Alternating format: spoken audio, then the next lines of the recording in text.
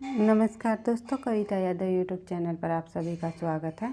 TGT PGT Hindi और NTA net के नए पाठ्यक्रम के आधार पर हम अपनी तैयारी को आगे बढ़ा रहे हैं।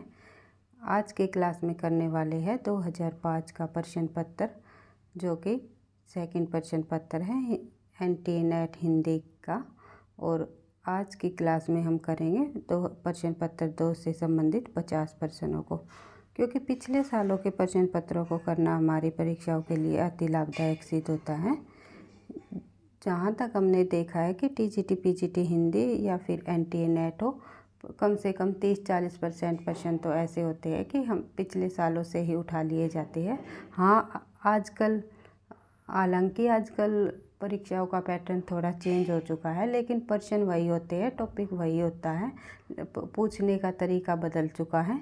लेकिन अगर हम कंटेंट की क्लास में एक एक चीज़ों को, एक एक टॉपिक को अच्छे से समझते हुए उनके प्रश्न उत्तर सहित करेंगे तो हमारी तैयारी अच्छी हो जाएगी। और साथ साथ हम पिछले सालों के प्रश्न पत्रों को भी करते हुए आगे बढ़ेंगे, जैसे कि DSSB टीजीटी पीजीटी हिंदी के प्रश्न पत्र हुए या फिर एनटीए नेट से संबंधित हिंदी के प्रश्न पत्र हुए। किसी भी स्टेट की परीक्षा के लिए पिछले सालों के प्रश्न पत्रों को करना अति लाभदायक सिद्ध होता है। तो ज़्यादा टाइम वेस्ट न करते हुए बढ़ते हैं क्वेश्चन नंबर फर्स्ट की तरफ, क्योंकि 50 प्रश्न है, थोड़ी क्लास लंबी हो सकती है, इसलिए थोड़ा जल्दी जल्दी हम चीज़ों को आगे बढ़ाएंगे। एक कंटेंट की क्लास में तो मैंने आपको एक एक चीज़ अच्छे से समझा चुकी हूँ, और साथ साथ प्रश्न उत्तरों को भी हम कर रहे हैं। जैसे हिंदी साहित्य का इतिहास को लिया हुआ है, भाषा विज्ञान भी हमारा टॉपिक कंप्लीट होने वाला है, और उसके बाद जैसे आदिकाल का भी टॉपिक कंप्लीट ही होने वाला है। इसी तरह हम एक एक जो टॉपिक क्रम वाइज कर रहे हैं संपूर्ण हिंदी के पाठ्यक्रम को, गद्य साहित्य भी हमने चला रखा है। इसी तरह हम पिछले सालों के प्रश्न पत्रों को भी अपनी सीरीज़ में चलाते हुए आगे बढ़ेंगे। एक हमने कवियों की सीरीज़ भी चलाई हुई है, जिसमें EMRS के पाठ्यक्रम के अनुसार एक एक कवियों को जीवन परिचय हम अच्छे से करते हुए आगे बढ़ रहे हैं। तो बढ़ते हैं क्वेश्चन नंबर फर्स्ट की तरफ। निम्नलिखित में से कौन पश्चिमी हिंदी की बोली नहीं है? पश्चिमी हिंदी की बोली इनमें से कौन नहीं है? बुंदेली, ब्रज, कन्नौजी, ये तीनों के तीनों पश्चिमी हिंदी की बोलियां हैं। बघेली पूर्वी हिंदी की एक बोली है। अवधी बघेली और छत्तीसगढ़ी तीनों बोलियां पूर्वी हिंदी की है। बढ़ते हैं आगे, क्योंकि जब हम आसान चीज़ों को बार बार रिवाइज करेंगे तो बिल्कुल हमें याद हो जाएगा, और हमारा जो गलत होने की संभावना होती है, कई बार आसान प्रश्न भी हमारे गलत होते हैं। इसलिए आपको ये नहीं समझना है कि ये प्रश्न आसान है, बार बार पढ़ चुके हैं। जितनी बार भी हम पढ़ेंगे उतना ही हमारा पक्का होता जाएगा। तो इसीलिए अपनी तैयारी को बिल्कुल हार्ड वर्क करते हुए स्मार्ट वर्क से आगे बढ़ाना है। भारतीय संविधान के किन अनुच्छेदों में राजभाषा संबंधी प्रावधानों का उल्लेख किया गया है? तो इसमें ये पूछा गया है कि भारतीय संविधान के किन अनुच्छेदों में राजभाषा संबंधी प्रावधानों का उल्लेख किया गया है? तो सही आंसर हो जाएगा हमारा 343 से लेकर 351 तक के अनुच्छेदों में राजभाषा संबंधी प्रावधानों का उल्लेख किया गया है। सही आंसर हो जाएगा ए। बढ़ते हैं आगे। दक्षिण भारत हिंदी प्रचार का मुख्यालय कहाँ पर स्थित है? दक्षिण भारत हिंदी प्रचार सभा का मुख्यालय है जो, वो कहाँ पर स्थित है? वो है चेन्नई में। निम्नलिखित में से कौन सी सघोष महाप्राण ध्वनि है? इसमें ये पूछा हुआ है कि इनमें से कौन सी सघोष महाप्राण ध्वनि है? सघोष और अघोष, अल्पप्राण और महाप्राण, मैंने व्याकरण के अंतर्गत व्यंजन के टॉपिक में आपको बिल्कुल डिटेल से समझा रखा है कि कौन से वर्ण के वो जो वर्ग होते हैं वो सघोष कहलाते हैं, कौन से वर्ण अघोष कहलाते हैं। इसी तरह अल्पप्राण और महाप्राण को भी मैंने समझाया हुआ है। तो देख लेते हैं इनमें, इन चारों व्यंजन में कौन सा सघोष और महाप्राण है। इसके बीच कौन आएगा भाई? सघोष और महाप्राण पूछा हुआ है। सघोष महाप्राण एक नहीं है, दोनों अलग अलग हैं। देख लेते हैं। जो पहला और दूसरा वर्ण होता है वो हमेशा अघोष होता है, अघोष। तो इसमें पूछा हुआ है सघोष, तो यानी कि ख कट गया हमारा घ। और तीसरा, चौथा और पांचवा होता है वो होता है हमारा सघोष। सघोष यानी कि सघोष के तौर पर हमारा चौथा वर्ण है घ। क, ख, ग, घ। तो ये हमारा कौन सा हो जाएगा? सघोष। एक तो ये सघोष हो जाएगा। देख लेते हैं ज, च, छ, ज। तो तीसरे नंबर पे आएगा। तो सघोष तो है ज, लेकिन ये क्या नहीं है, ये महाप्राण नहीं है, ये अल्पप्राण है। अल्पप्राण किसे कहते हैं? पहला, तीसरा और पांचवा जो वर्ण होता है हमारा वो अल्पप्राण होता है, इसलिए ये तीसरे नंबर पर आएगा ज। इसलिए ये अल्पप्राण है, महाप्राण नहीं है। पूछा हुआ है महाप्राण। तो अगला वर्ण देख लेते हैं। ये ट, ठ यानी कि दूसरे नंबर पे आएगा, तो ये अघोष हो जाएगा। तो इसलिए सही आंसर होगा हमारा जो चौथे नंबर पर आता है वर्ण, वो क्या होता है? सघोष भी होता है और महाप्राण भी होता है। तो सही आंसर हो जाएगा हमारा घ। बढ़ते हैं आगे। निम्नलिखित में से कौन सा पश्चव स्वर है? इनमें से कौन सा पश्चव स्वर है? सही आंसर हो जाएगा हमारा आ जो है पश्चव स्वर है। हिंदी साहित्य का इतिहास सबसे पहले किसने लिखा? हिंदी साहित्य का इतिहास लिखने की शुरुआत किन्होंने की थी? गारसादास दासी ने की थी। लेकिन पूछा क्या हुआ है? हिंदी में।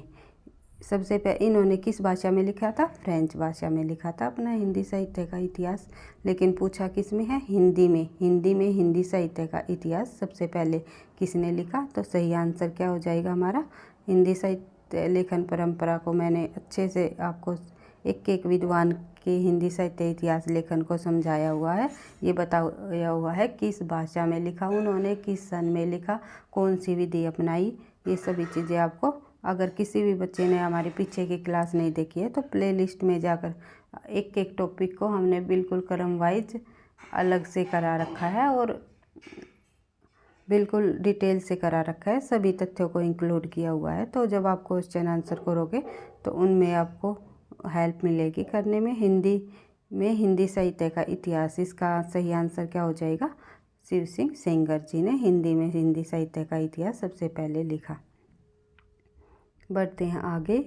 हिंदी साहित्य भूमिका। हिंदी साहित्य की भूमिका ज़्यादा डिटेल से और नहीं जा रहे, क्योंकि भैया हम एक एक टॉपिक को कंटेंट की क्लास में बिल्कुल डिटेल वाइज कर रहे हैं। अभी समय का अभाव है, 50 प्रश्नों को हमें करना है। बिल्कुल थोड़ी चीज़ें, एक दो तथ्यों को उनसे संबंधित देखते हुए आगे बढ़ेंगे। हिंदी साहित्य की भूमिका की पुस्तक, नहीं तो बताने में तो एक टॉपिक से संबंधित अगर मैं प्रश्नों को लेकर चलूँ तो उस टॉपिक से संबंधित कम से कम 10-15 ऐसे फैक्ट निकल कर आते हैं कि हमें पूरा टॉपिक ही कवर कर देते हैं। लेकिन हमें सिर्फ उन ही तथ्यों को करते हुए आगे बढ़ना है जो उससे संबंधित बिल्कुल अधिक महत्वपूर्ण है। और अभी तो कंटेंट के क्लास में हम डिटेल से करते हुए चल रहे हैं। तो देख लेते हैं नेक्स्ट क्वेश्चन। हमें यहाँ पर ये एक प्रश्नों को करने का उद्देश्य इतना है कि हमें ये समझ हो जाती है कि परीक्षा में प्रश्न किस प्रकार से पूछे जाते हैं और कौन कौन से प्रश्न हमारे महत्वपूर्ण होते हैं। तो हिंदी साहित्य की भूमिका। हिंदी साहित्य की भूमिका के लेखक कौन है? पुस्तक के लेखक कौन है? आपको पता ही है, हजारी प्रसाद द्विवेदी ने हिंदी साहित्य की भूमिका पुस्तक लिखी। और कब लिखी? सन क्या रहा उनका? 1952 ईस्वी। निम्नलिखित में से कौन सा अष्टछाप का कवि है? आपको पता ही है, सूरदास जी जो है परिचित कवि रहे हैं भक्ति काल के। सगुन काव्यधारा के कृष्ण पक्ष के जो सूरदास जी कवि रहे हैं वे अष्टछाप के कवि रहे हैं। 4 विठलनाथ के शिष्य रहे हैं अष्टछाप के कवियों में। 4 वल्लभाचार्य जी के शिष्य रहे हैं। बढ़ते हैं आगे। आनंद कादम्बरी पत्रिका के संपादक कौन है? ये टाइपिंग मिस्टेक है भाई, पत्रिका है ये। आनंद कादम्बरी पत्रिका के संपादक कौन है? तो आनंद कादम्बरी पत्रिका के संपादक चौधरी बद्रीनारायण प्रेमघन जी हैं। चौधरी बद्रीनारायण प्रेमघन जी आनंद कादम्बरी पत्रिका का जो संपादन है उन्होंने 1881 1881 ईस्वी में। कहाँ से किया? मिर्ज़ापुर से। कई बार पूछ लिया जाता है। मिर्ज़ापुर से उन्होंने कादम्बरी पत्रिका का संपादन किया है। और उसके एक तथ्य और यहाँ से हम देख लेते हैं कि अगर केवल कादम्बिनी की बात आ जाए कि कादम्बरी पत्रिका के संपादक कौन रहे हैं, तो कौन रहे हैं कादम्बरी पत्रिका के संपादक? तो राजेंद्र अवस्थी। राजेंद्र अवस्थी कादम्बरी पत्रिका के संपादक रहे हैं। बढ़ते हैं आगे नेक्स्ट क्वेश्चन की तरफ। निम्नलिखित में से कौन सप्तक परंपरा का कवि नहीं है? सप्तक परंपरा का ही कवि नहीं पूछा हुआ है कि मतलब कौन सप्तक परंपरा का कवि नहीं रहा, यानी ये नहीं पूछा गया पहले सप्तक का, दूसरे सप्तक तक, इनमें से किसी भी सप्तक का कवि नहीं है। तो देख लेते हैं। तो सही आंसर क्या हो जाएगा हमारा? श्रीकांत वर्मा जी है वो ये सप्तक परंपरा के कवि नहीं है। हरि नारायण व्यास जी कौन सी परंपरा के सप्तक कवि रहे हैं? ये दूसरे सप्तक के कवि रहे हैं। और नेमी चंद्र जी आपको पता है प्रथम सप्तक के रहे हैं। नरेश मेहता भी जी दूसरे सप्तक के कवि रहे हैं। बढ़ते हैं आगे नेक्स्ट क्वेश्चन की तरफ। भाग्यवती के लेखक कौन है? भाग्यवती उपन्यास है, एक प्रसिद्ध उपन्यास रहा है किनका? सरदाराम फुलेरी जी का। सही आंसर हो जाएगा हमारा सरदाराम फुलेरी। सरदाराम फुलेरी द्वारा रचित 1877 है भाई, 1900 लिख दिया मैंने। 1877 ईस्वी का ये जो उपन्यास है सरदाराम फुलेरी द्वारा रचित। इन्होंने, मैंने कल की क्लास में ही उपन्यासों से संबंधित भी एक टॉपिक कराया था, उसमें आपको बताया था कि अलग अलग विद्वानों ने हिंदी का प्रथम उपन्यास अलग अलग माना है। तो किस विद्वान ने किस उपन्यास को हिंदी का प्रथम माना है, वो उपन्यास की क्लास में कल ही मैंने ये टॉपिक कराया है। तो आप लोगों ने नहीं देखी है तो पीछे जा कर के देख सकते हो। तो भाग्यवती को हिंदी का प्रथम उपन्यास किस विद्वान ने माना है? सरदाराम फुलेरी द्वारा रचित भाग्यवती को हिंदी का प्रथम उपन्यास माना है। एक विद्वान हुए हैं विजय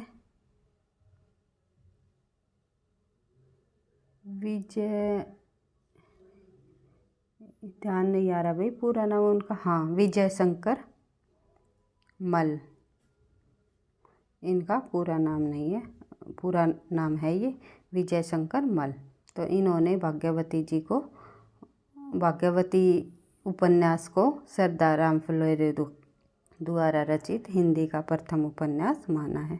फ्लो में पता नहीं क्या शब्द निकल रहे हैं मुँह से, तो इसलिए इन पर ध्यान न देते हुए बिल्कुल अपने प्रश्नों पर आपको ध्यान रखना है कि हम किस प्रकार से अपनी तैयारी को आगे बढ़ा रहे हैं। तो एक एक क्वेश्चनों को बिल्कुल इस तरह करना है ताकि परीक्षा में हमें, अगर हम पढ़ रहे हैं तो हमें ये ध्यान आ जाए, हाँ इस तरह से हमने ये चीज़ पढ़ी थी, वहाँ से रिलेट करके एक दूसरे से चीज़ों को रिलेट करके आप याद रख सकते हो। अंधायुग किसकी रचना है? अंधायुग रचना है भाई धर्मवीर भारती जी की। धर्मवीर भारती की का एक नाटक है अंधायुग। बढ़ते हैं आगे। कुटुज के लेखक कौन है? कुटुज के लेखक है हजारी प्रसाद द्विवेदी जी। निम्नलिखित में से कौन सी रचना अमरकांत की है? अमरकांत की रचना कौन सी है? जिंदगी और जोक। जिंदगी और जोक अमरकांत जी की प्रसिद्ध कहानी है, कहानी की विधा है ये। और अमृतसर आ गया किन की कहानी है? भीष्म साहनी जी की है ये, भीष्म साहनी। और टूटना राजेंद्र यादव की है। और परिंदे आप लोगों को पता ही है, प्रसिद्ध कहानी है निर्मल वर्मा की। इसी बढ़ते हैं आगे थोड़ा सा। पहल का संपादक कौन है? इनमें से पहल का संपादक कौन है जो ये लेखक हुए हैं? तो देख लेते हैं। ज्ञान रंजन है जो पहल के संपादक है। पहल नामक एक पत्रिका निकल कर आई थी, किन्होंने किया? उनका संपादक ज्ञान रंजन ने। धवनालोक किसकी कीर्ति है? आनंदवर्धन की है धवनालोक कीर्ति। उज्ज्वल नीलमणि ग्रंथ के लेखक कौन रहे हैं? तो रूप गोस्वामी उज्ज्वल नीलमणि के ग्रंथ के लेखक रहे हैं। पढ़ते हैं आगे। अभिव्यंजनावाद के प्रवर्तक को, अभिव्यक्तिवाद है भाई, सॉरी, अभिव्यंजनावाद नेक्स्ट क्वेश्चन है। अभिव्यक्तिवाद के प्रवर्तक कौन है? अभिव्यक्तिवाद के प्रवर्तक रहे हैं हमारे अभिनव गुप्त जी, जो कि रस व्याख्याता रहे हैं। 4 रस व्याख्याता रहे हैं, शंकुक, अभिनव गुप्त, भट्टलोलट और भट्टनायक। आनंदवर्धन की जगह भट्टनायक।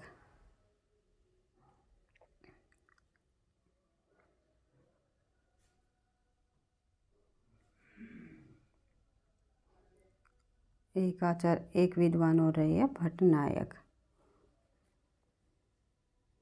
भट्टनायक रहे हैं। ये 4 व्याख्याता है। ये रस के व्याख्याता रहे हैं। इन्होंने रस की व्याख्या की थी, तो वहाँ पर दिया था उन्होंने अभिव्यक्तिवाद जो सिद्धांत रहा है। अनुमितिवाद के रहे हैं शंकुक, अभिव्यक्तिवाद के रहे हैं अभिनवगुप्त, और भट्टलोलट किसके रहे हैं? उत्पत्तिवाद के संपादक। बढ़ते हैं आगे। अभिव्यंजनावाद के प्रवर्तक कौन रहे हैं? क्रोचे जी रहे हैं, जो हमारे पाश्चात्य विद्वान रहे हैं, वे अभिव्यंजनावाद के प्रवर्तक रहे हैं। बढ़ते हैं आगे नेक्स्ट क्वेश्चन की तरफ।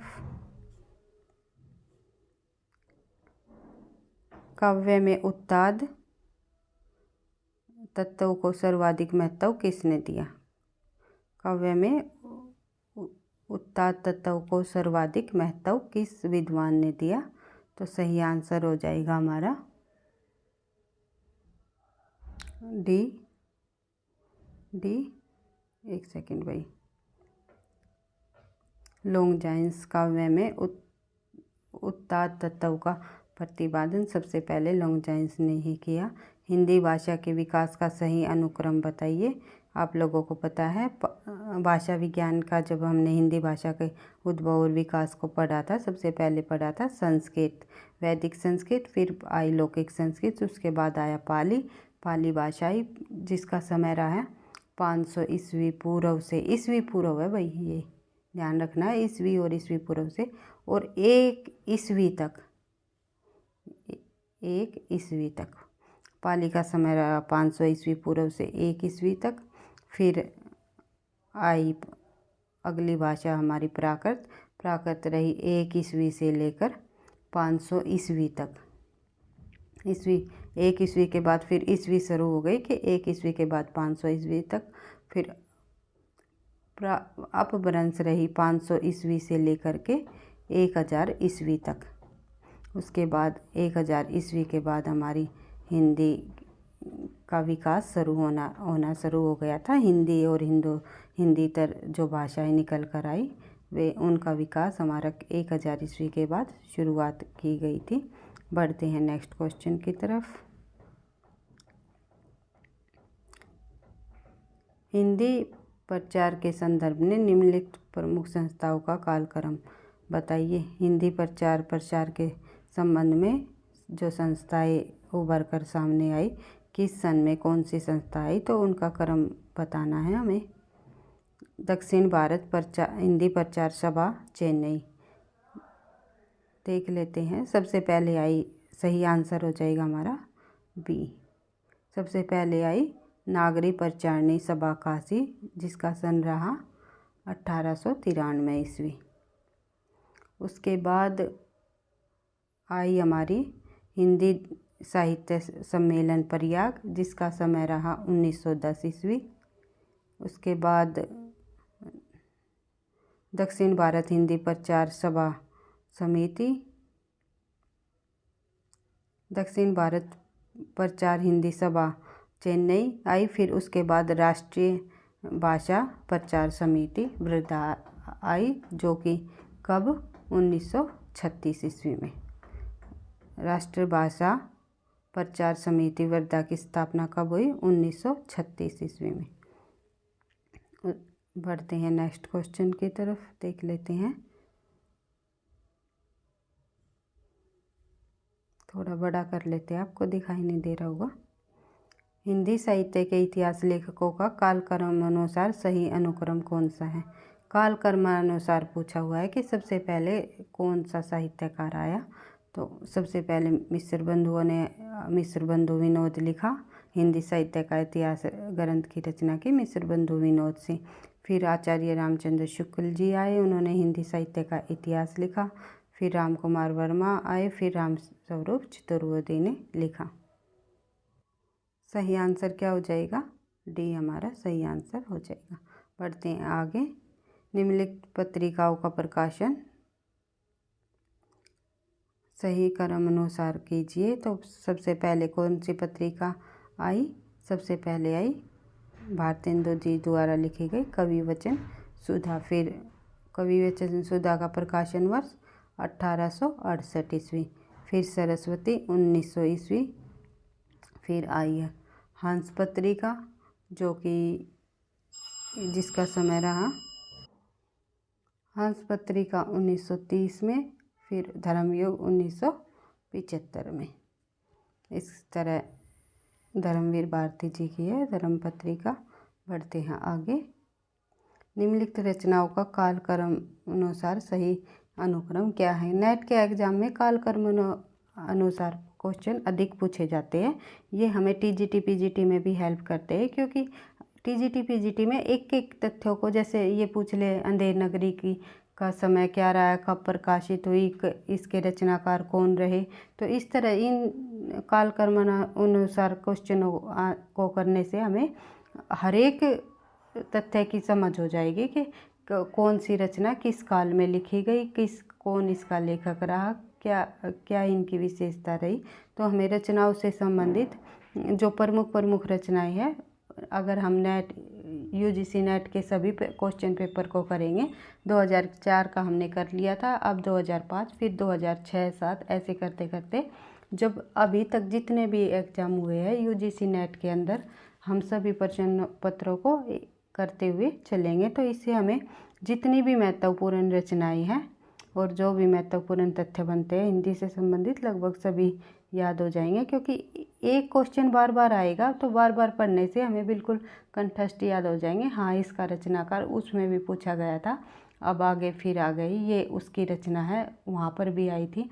तो इस तरह हमें बिल्कुल हर एक महत्वपूर्ण तथ्य याद हो जाएंगे। हमारी तैयारी के लिए पिछले सालों को प्रश्न पत्रों को करना बहुत ही लाभदायक सिद्ध होगा। तो बढ़ते हैं, देख लेते हैं निम्नलिखित रचनाओं का कालक्रम अनुसार सही अनुक्रम क्या है। तो देख लेते हैं। सबसे पहले अंधेर नगरी, अंधायुग, संसद से सड़क तक या मगध। सही आंसर क्या हो जाएगा? ए ही है हमारा सही आंसर, अंधेर नगरी। अंधेर नगरी भारतेंदु जी ने 1881 में लिखा गया एक नाटक है, तो इसका समय 1881। अंधायुग है धर्मवीर भारती जी का, आप लोगों ने पीछे ही पढ़ा था अंधायुग किसकी रचना है, तो 1955 ईस्वी अंधायुग। नेक्स्ट संसद से सड़क तक धूमिल जी की 1975 ईस्वी। उसके बाद मगध है श्रीकांत जी का एक काव्य संग्रह है, जो कि 1979 ईस्वी में लिखा गया, समय रहा 1979। इस प्रकार हमने देखा, सबसे पहले आई अंधेर नगरी 1881, अंधायुग 1955, फिर संसद से सड़क तक 1972, मगध 1979। निम्नलिखित उपन्यासों का रचनाकाल की दृष्टि से सही अनुक्रम बताइए। फिर वही सही अनुक्रम वाला क्वेश्चन है, तो देख लेते हैं। सबसे पहले प्रेमचंद जी द्वारा लिखा गया उपन्यास सेवा सदन 1918 ईस्वी। सही आंसर हमारा सी हो जाएगा। फिर आएगा जैनेन्द्र द्वारा लिखा गया त्याग पत्र है भाई, ये टाइपिंग मिस्टेक है, जैनेन्द्र का त्याग पत्र, जिसका समय रहा 1937 ईस्वी। फिर आधा गांव 1954 आधा गांव नहीं भाई, सबसे फिर आएगा मैलाचल, मैलाचल आएगा। आंसर हमारा डी हो जाएगा। मैं क्योंकि 1954 में मैलाचल आया था, मैंने गलत बताया। अब सन देखा तो समझ आई। तो आधा गांव किसका समय क्या है? आधा गांव का आपको पता है कि 1966 ईस्वी में राही मासूम रजा द्वारा लिखा गया यह उपन्यास है। तो मैलाचल बाद पहले आ जाएगा 1954 में। इसी तरह एक एक चीज़ों को एनालिसिस करते हुए अगर हम करेंगे तो आंसर अगर हम गलत भी लगा रहे होंगे तो भी हमारा सही हो जाता है, क्योंकि हमें ये सन पता होता है कि किसने कब लिखा। तो थोड़ा सा सनों पर भी कोई भी प्रमुख रचनाएं, ये जितनी भी रचनाएं है ये प्रमुख रचनाएं है। ऐसा नहीं है कि किसी भी साहित्यकार की कोई भी रचना उठाकर वे दे देते हैं, ऐसा नहीं करते। सिर्फ वही उन्हीं रचनाओं को एग्जाम में देते हैं जो प्रमुख होती है, मुख्य होती है। जैसे प्रेमचंद जी के सभी उपन्यास महत्वपूर्ण हैं। तो जयनंद जी द्वारा रचित त्यागपत्र, सुनीता त्यागपत्र, जो ये उपन्यास लिखे गए हैं, उन्होंने ये भी प्रमुख उपन्यास रहे हैं। और मैलाचल तो है ही आंचलिक उपन्यास, फणीश्वर नाथ रेणु जी द्वारा लिखा गया 1954। मैलाचल से पहले आंचलिक उपन्यास एक लेखक हो रहे हैं नागार्जुन, उन्होंने 1952 में लिखा था बलचनामा उपन्यास, जो कि आंचलिक उपन्यास, पहला आंचलिक उपन्यास नहीं माना गया। और उसके बाद राही मासूम रजा द्वारा रचित आधा गांव 1966 ईस्वी। बढ़ते हैं आगे। क्वेश्चन नंबर, एक सेकेंड भाई। निम्नलिखित नाटकों का रचना काल की दृष्टि से सही अनुक्रम बताइए। इसमें भी यही पूछा हुआ है, सही अनुक्रम नाटक रचना द्वारा। तो सबसे पहले कौन सी सही आंसर क्या हो जाएगा, मैं यही देख लेते हैं। ध्रुव स्वामिनी 1933 ईस्वी में लिखा गया जयशंकर प्रसाद द्वारा। फिर सिंदूर की होली लक्ष्मी नारायण की प्रसिद्ध रचना है, कई बार एग्जाम में पूछी गई है, 1934 ईस्वी। फिर उसके बाद लहरों का राजहंस 1968 ईस्वी मोहन राकेश द्वारा रचित नाटक है। और आठवां सर्ग आपको पता ही है, सुरेंद्र वर्मा जी द्वारा रचित 1976 ईस्वी 76। बढ़ते हैं नेक्स्ट क्वेश्चन पर। निम्नलिखित काव्य शास्त्रीय ग्रंथों का सही अनुक्रम बताइए। अब ये काव्य शास्त्र के प्रमुख ग्रंथ हैं, उनका हमें अनुक्रम बताना है। तो सही आंसर हमारा हो जाएगा काव्य, सबसे पहले आएगा काव्यानुशासन, जो कि हेमचंद्र जी द्वारा अपभ्रंश भाषा के प्रसिद्ध लेखक रहे हैं। हेमचंद्र जिन्होंने अपभ्रंश भाषा का व्याकरण भी लिखा था। और साहित्य उसके बाद आए विश्वनाथ सिंह, साहित्य दर्पण, रसगंधार, गजानन जी, और उसके बाद आई रसमंजरी। बढ़ते हैं आगे। निम्नलिखित वर्णों को उनके ध्वनि गुणों के साथ सम्मिलित कीजिए। मतलब ये बताया हुआ है इनमें कौन सा अघोष है, कौन सा व्यंजन सघोष है। ये मैं आपको बताई चुकी थी पहले कि एक दो जो वर्ण होते हैं, पहला और दूसरा वर्ण होता है किसी भी वर्ग का, तो वो होता है अघोष। और तीसरा चौथा पांचवा जो किसी भी वर्ग का वर्ण होता है वो होता है सघोष। तो इसी तरह हमें पहचानना है। तो सही देख लेते हैं। निम्नलिखित हिंदी के भाषाविदों और उनके ग्रंथों के साथ सम्मिलित कीजिए। भाषाविदों द्वारा लिखा गए उनका हिंदी व्याकरण ग्रंथ कौन कौन सा रहा देख लेते हैं। सही आंसर हो जाएगा हमारा बी, क्योंकि कामता प्रसाद गुरु द्वारा लिखा गया हिंदी व्याकरण, किशोरीदास वाजपेयी द्वारा लिखा गया हिंदी शब्दानुशासन, उदय नारायण तिवारी द्वारा लिखी गई हिंदी भाषा का उद्भव और विकास, और रामविलास शर्मा द्वारा भाषा और समाज।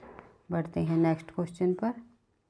निम्नलिखित काव्य ग्रंथों और उनके कवियों के साथ सम्मिलित कीजिए। इसमें हमारा सही आंसर हो जाएगा, देख लेते हैं,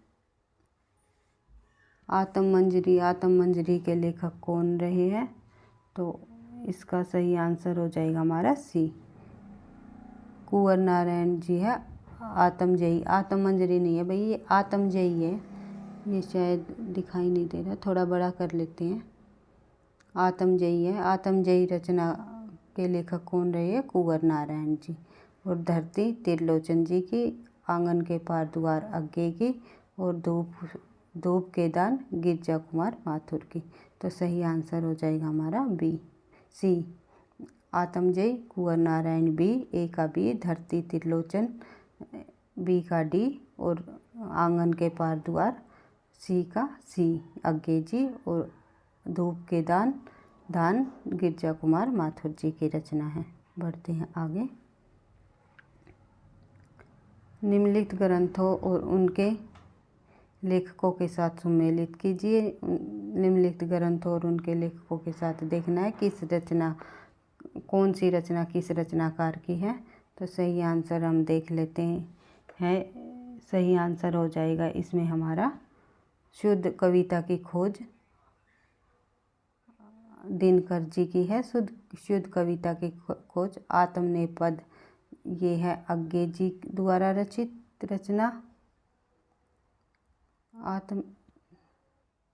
इसके बाद देख लेते हैं एक साहित्यिक डायरी, ये है मुक्तिबोध जी की रचना।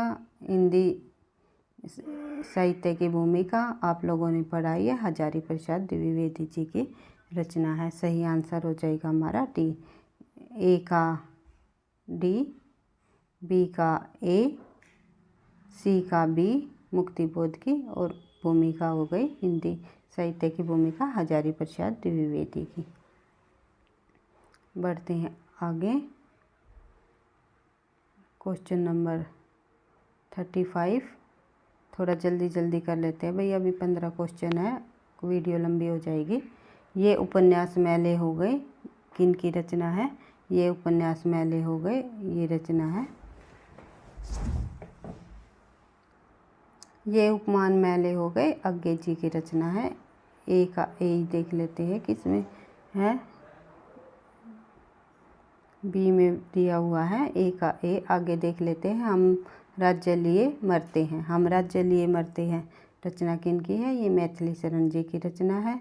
बसरत लालच लाल की,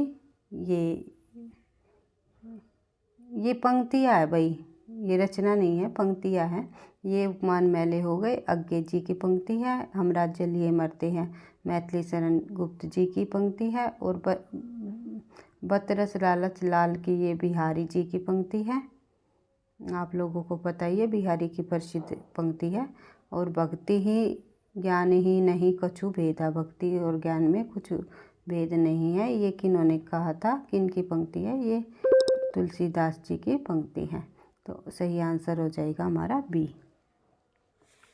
बढ़ते हैं आगे।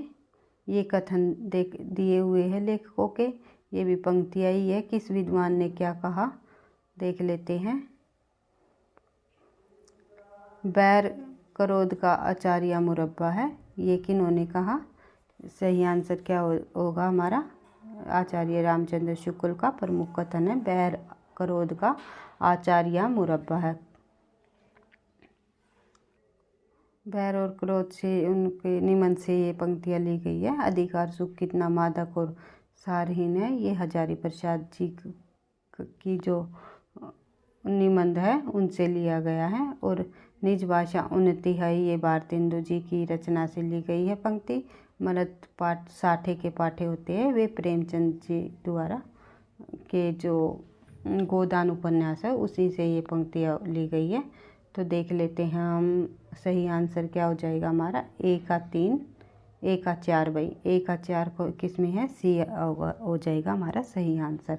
बैर क्रोध का आचार्य मुरब्बा है, आचार्य रामचंद्र शुक्ल। अधिकार सुख कितना मादक और सारहीन है, हजारी प्रसाद द्विवेदी। निज भाषा उन्नति है, सब भाषा को मूल, ये भारतेंदु जी। मरद साठे पर पाठे होते हैं, ये प्रेमचंद जी द्वारा रचित पंक्तियाँ हैं। बढ़ते हैं आगे। निम्नलिखित पत्रिकाओं को और उनके संपादकों के साथ सम्मिलित कीजिए। पत्रिकाएं देखनी है हमें, किस पत्रिका का संपादक कौन सा रहा। तो देख लेते हैं। हिंदी प्रदीप के जो पत्रिका के संपादक है वो बालकृष्ण भट्ट जी रहे। कहाँ है बालकृष्ण भट्ट? तीसरे नंबर पे है। तो सही आंसर देख लेते हैं, ए ही हो जाएगा हमारा सही आंसर।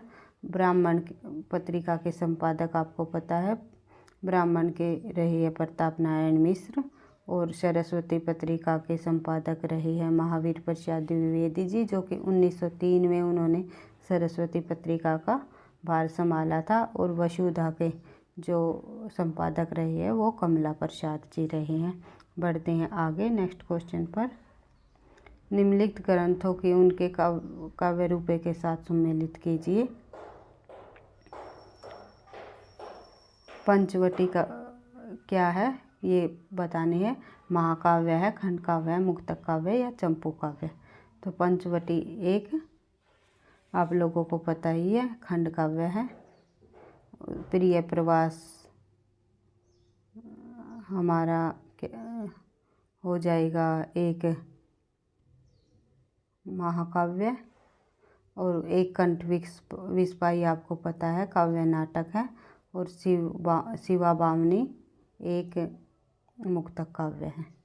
बढ़ते हैं आगे। तो सही आंसर क्या हो जाएगा हमारा? सी हो जाएगा इसमें सही आंसर।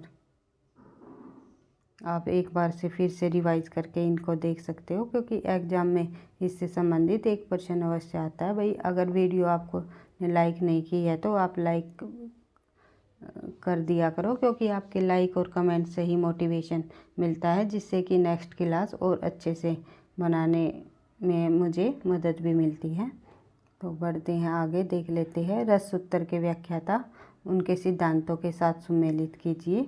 रस सूत्र के व्याख्याता कौन रहे हैं आपको पता ही है। मैंने बताया था कि बटलोलट, शंकु, भट्टनायक और अभिनवगुप्त ये चारों विद्वान रहे हैं, ये रस सूत्र के व्याख्याता रहे हैं।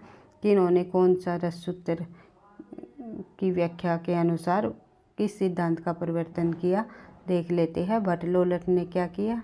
बटलोलट का जो सिद्धांत रहा वो रहा, देख लेते हैं। बटलोलट का रहा भुक्तिवाद, और उसके बाद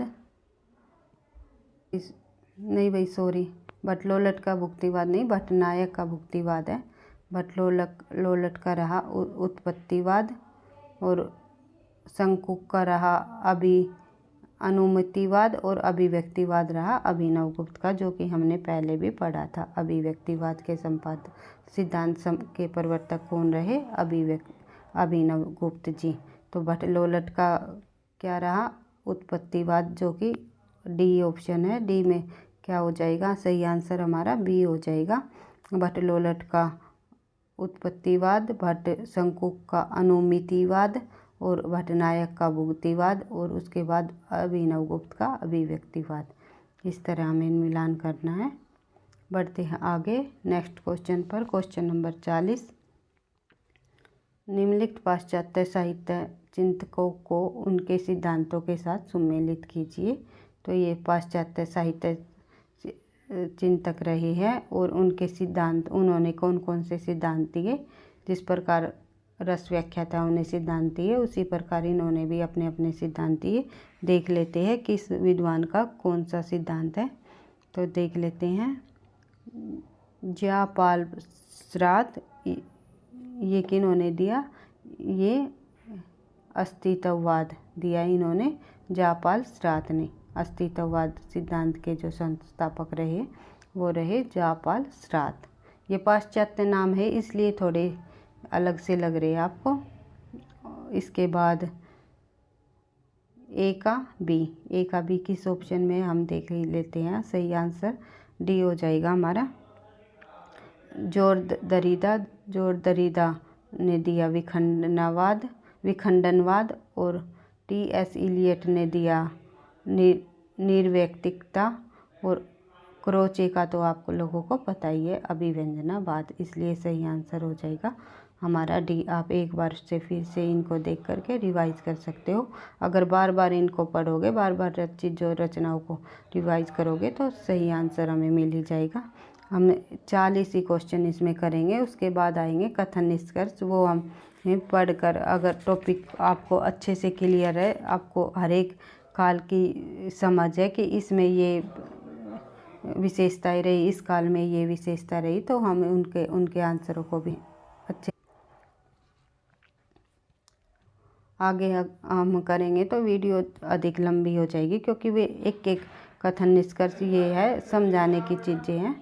तो एक क्लास में हम केवल कथन निष्कर्ष के ही क्वेश्चन कर लेंगे।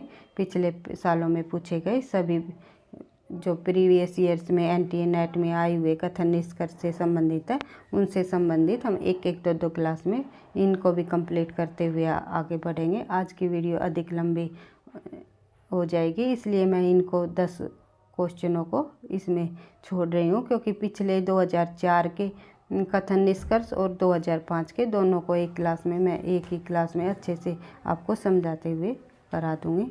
तो बढ़ते वीडियो अच्छी लगी तो लाइक करना, दोस्तों के साथ शेयर करना, चैनल पर पहली बार हो तो सब्सक्राइब कर लेना। टीजीटी पीजीटी हिंदी DTED+P और ये हमारे इसके पाठ्यक्रम के अनुसार हम अपने पाठ्यक्रम को आगे बढ़ा रहे हैं, और एनटीए नेट के लिए भी हमारी एक क्लास लाभदायक सिद्ध होगी। तो पढ़ते रहना, आगे बढ़ते रहना। थैंक यू, धन्यवाद।